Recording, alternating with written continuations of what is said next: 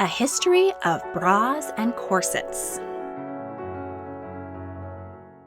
Ever wonder what women of the past wore to give them that ample bustline? Hey, I'm up here. Let's explore the various garments that have been there to support women through the centuries and the many fashions that have come and gone with them. While all mammals have mammary glands for feeding their young, only humans have permanently enlarged breasts. The most widely accepted theory is that this evolved as a signifier of a woman's sexual maturity. And throughout human history, breasts have remained a symbol of femininity. How women choose to support and reveal or conceal their breasts has been a benchmark of, and sometimes at odds with, the values of their time. The first evidence of clothing items similar to a bra appear in ancient Greece. Among the many scantily clad ladies depicted in art of the time, there are a few who appear to be wearing simple breastbands. This snake goddess figurine from ancient Crete circa 1600 BC shows the breasts supported by a corset-like garment. In the Iliad, Homer writes that Aphrodite's embroidered girdle was loosed from her breasts. A 4th century mosaic from the Piazza Armerina in Sicily shows women exercising and wearing strophium, fabric tubes worn around the breasts for support and modesty. In China in the 600s, fashionable women of the Tang dynasty wore dresses which revealed the top halves of their breasts. The hizi, a heavy cloth wrap, was used to accentuate the cleavage. Chinese women of the Ming and Qing dynasties, 1368 to 1912, wore belly bands called dudu to accentuate their waists and flatten their busts, as flat-chested women were thought to be graceful, while busty women were considered a temptation. It was long believed that European women did not have garments for supporting their breasts until the creation of the corset in the 1500s. But in 2012, workers at Lengberg Castle in Austria discovered a hidden vault under the floorboards. In it they found 4 linen garments remarkably similar to the design of the modern bra. These were carbon dated to the 1500s. There is some evidence that these early bras were widespread, as a handful of medieval male doctors wrote about women of their time sporting breast bags.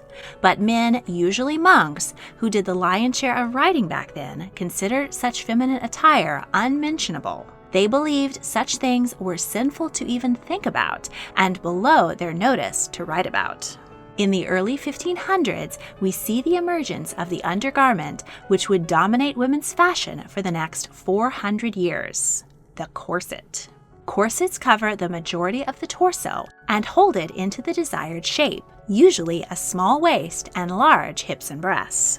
Corset is Old French for little body. They were first introduced to the chic French court by Italian Catherine de' Medici when she married King Henri II in 1533. In England, corsets were called pairs of bodies. Early designs were decorative bodices stiffened with buckram, reed, canes, or whalebone. They had no curve to them, but were flat and rigid, with straight lines that flattened the bust and angled in, making the torso into a cone or cylinder to emphasize the narrowness of the waist.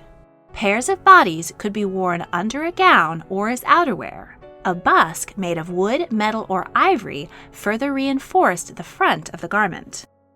In the fashion-mad 16 and 1700s, corsets were a must-have item. They were called stays in England and were worn by both wealthy women and commoners. They became curvier, shaping the body into an hourglass form with upright posture, a slim waist, and accentuating the hips and bottom. They also supported and displayed the bosom, and décolletage or low-cut necklines came into fashion to display the ample charms of womanhood. In addition to shaping the body into the silhouette a la mode, corsets also provided the structural foundation for elegant and often heavy outer clothing. Tabs called fingers at the waist were added in the 1700s. These helped to bear the weight of increasingly heavy skirts. As the progression of petticoats, farthingales, paniers, crinolines, and bustles came and went, molding the skirt into a variety of fanciful shapes and sizes, the corset was there to squeeze the upper body into the appropriate accompanying shape. Corsets were worn over the chemise or shift, the ankle-length garment worn next to the skin for hygiene. To learn more about the chemise and other undergarments worn by people of the past, check out my video on the history of underwear. Aristocratic ladies would be laced into their corsets by ladies' maids and needed assistance and often several hours to dress and undress, while lower-class women laced their corsets more simply so that they could dress and undress quickly and get on with their day's work. Corsets were made from silk for the rich and linen or cotton for everyone else. They were reinforced with whalebone, which is actually the baleen from a whale's mouth that it uses to filter feed. The demand for baleen to be used for corsets and other purposes caused nearly 250,000 whales to be killed in the 19th century alone. Hourglass corsets, a mainstay of the aristocracy, briefly fell out of fashion in the wake of the French Revolution, when women adopted a more natural neoclassical style. The empire waist sat just beneath the bosom, with a column of skirt below. But women still needed a way to achieve that perky, smooth look, so simpler stays were worn under their flowing dresses. And women were not the only ones who desired to achieve that ideal figure. Fashionable men about town also wore corsets designed to slim the stomach and make the chest and shoulders appear larger and thus more masculine. King George IV of the UK, a man who dearly loved indulging in impressive meals, wore a corset and girdle in order to emulate the fashionable dandies of the time like Beau Brummel. It was said that it took up to 3 hours to lace the king into his corset because of all the bulging and excrescences. The hourglass came back with a mighty vengeance in the Victorian era. Eyelets were invented, which allowed corsets to be tight-laced, training the waist to be unnaturally tiny. Fashionable women strived for a waist of just 21 inches in circumference, though Empress Elizabeth of Austria measured a mere 16 inches around the middle. The circumference of the average woman's waist today is nearly twice that, at 38 inches. Even on the frontier of the United States, women were expected to adhere to the body modification norms of the time. In her book, Little Town on the Prairie, Laura Ingalls Wilder describes that as a teenager she couldn't bear to wear her corset to bed at night because it prevented her from taking deep breaths. Her mother warned her, "What your figure will be, goodness knows. When I was married, your pa could span my waist with his 2 hands." Victorian doctors warned women away from corsets, with fears that these tight and restrictive garments would cause permanent physical injury, including organ failure and infertility. Stories of women punctured by their own ribs and giving birth to deformed babies were circulated in order to police female fashion. These stories about corsetry persisted into modern times, but costume historians now believe that the scant, genuine reports of health problems were the result of corsets that were ill-fitting or too tightly laced, and were not the norm. While wearing corsets didn't actually maim or kill most Victorian women, they did limit their physical activity. Early feminists saw that in order for women to participate in work, sport, and generally play a larger role in society, they would need to be emancipated from the corset, which was literally holding them back. In 1873, Elizabeth Stuart Phelps Ward encouraged women to burn up the corsets. Groups such as the Rational Dress Society promoted more practical undergarments for women, including the new invention, or reinvention, the brassiere. At the Great Exhibition of 1889 in Paris, Herménie Caudol presented her new design of a corset separated into 2 parts. The lower half went around the waist, and the upper half was the first modern brassiere, and featured the new invention, elastic. The design was modestly popular, and several similar garments were created and patented over the following decades. But the brassiere was mostly worn by educated women and feminists and didn't catch on to wider popularity. The corset had its last hurrah in the 1890s to 1910s with the S-curve. Originally promoted as a healthier alternative, this corset was the longest yet. It was straight in front and had a pronounced curve at the back that forced the upper body forward and the derriere out, shaping the body into an S. This new feminine ideal was known as the Gibson girl, based on the illustrations of Charles Dana Gibson. In 1910, Mary Phelps Jacob, a 19-year-old New York socialite, didn't like the way her corset looked under her sheer evening gown. She didn't want to have a monoboob at her debutante ball. So she and her maid fashioned a new garment out of 2 handkerchiefs and ribbon. Mary's new brassiere was a hit with her friends, and she soon began selling them for $1 apiece. Once she got married, her husband discouraged her from running her own business. So she sold her patent to the Warner Brothers Corset Company for $1,500, about $22,000 in current money, just in time for the death of the corset and the rise of the bra, which came with the first shots of World War I. As more women began to work in factories and in the fields, their freedom of movement was required for patriotism, not merely for female empowerment.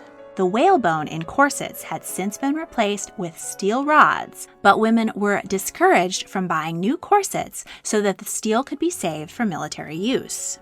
It was said that women refraining from wearing corsets saved 28,000 tons of metal, enough to build 2 battleships. Fabrics were also needed for the war effort, and floor-length full skirts disappeared along with the corset. In the 1920s, corsets still hung around in the form of corsetlets, supportive fabric girdles which connected to the brassiere and held up the stockings. But brassieres were quickly becoming the supportive garment of choice for young women. Bandeau tops became popular to minimize the bustline of the flapper when a flat-chested, boyish silhouette came into vogue. In 1922, Russian immigrant Ida Rosenthal was working in a dress shop in New York City. She didn't care for the one-size-fit-all brassieres that were available and started her own company, Maidenform, which made brassieres for all ages and sizes, all of which supported and lifted the breasts. Ida also created the first nursing bra. How women before this point got out of their corsets and bras to nurse their babies will be its own video topic in the future. By the 1930s, brassieres were ubiquitous and began being referred to as bras by most college women. S.H. Camp and Company created the A through D cup sizing system, allowing women to more easily purchase the correct size. Following World War II, revolutions in textiles led to an explosion in the bra industry. More colors, fabrics, and options were available, and elastic and underwires came into play. The conically pointed torpedo or bullet bra was tied to patriotism during the war and worn by sweater girls and Hollywood starlets like Patti Page and Marilyn Monroe. And a very ample bosom became the feminine ideal. The term cleavage was coined to describe Jane Russell's copious charms in the 1943 film The Outlaw. In 1964, the Wonder Bra hit the market and was an instant success. It featured 54 design elements that lifted the bustline while creating a deep plunge and push-together effect. In 1968, feminists protesting the Miss America beauty pageant threw bras and a number of other products seen as part of enforced femininity into a freedom trash can. They didn't want to set the wooden boardwalk of Atlantic City on fire, so they did not burn any of these items. But from this event came the legend of feminists burning their bras.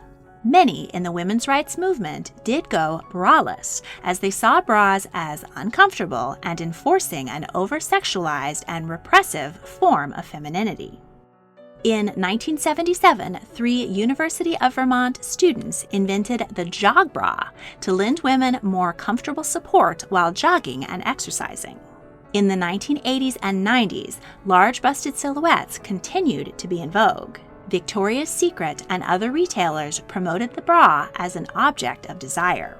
But by 2016, the increased demand for more comfortable clothes and athleisure wear overtook Victoria's Secret's control of the market. There is also a backlash against the over-sexualization of breasts and a push to recognize their purpose in breastfeeding.